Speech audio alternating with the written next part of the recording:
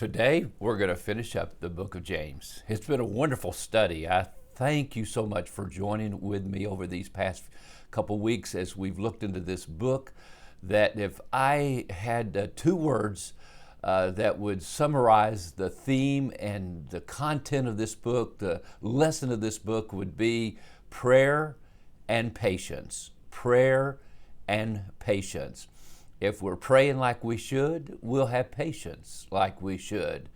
And as we have patience, we definitely will pray. And that's how James ends the book. He finishes up with these two words about patience and prayer and gives us two examples. He gives us the example of Job and his patience, who knew that the Lord was merciful and compassionate. And that's when you'll pray. When you really believe that God is who He says He is.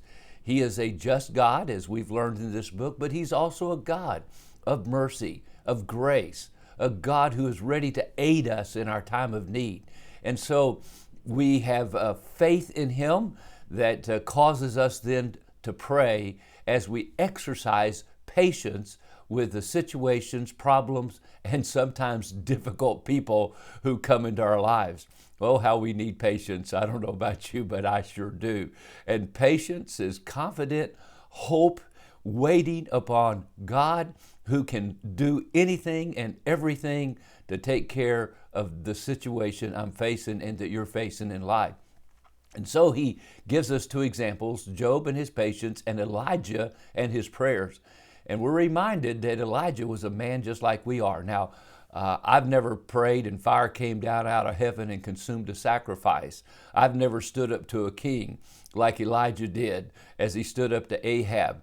I never prayed that it might not rain for 3.5 years and it quit raining for 3.5 years, and then I prayed and it rained for 3.5 years. Then it rained after 3.5 years. No, my friend, I've not done that, but I'm reminded that the effective, fervent prayer of a righteous man literally avails much. It accomplishes much. And it says the effective. That means we pray in faith. We're living out our faith. We are righteous. We are truly filled with the righteousness of God. We're following after those things that are right. He leads me in paths of righteousness for His name's sake, the psalmist said.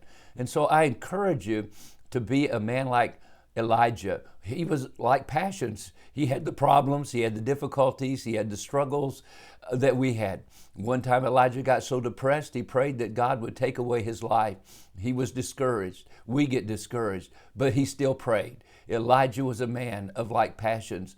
And then the conclusion of the book, and I think this is so powerful. What is it really all about? Listen, the last two verses of the book. Brethren, if any of you wander from the truth and someone turns him back, let him know that he who turns a sinner from the error of his way will save a soul from death and will cover a multitude of sins.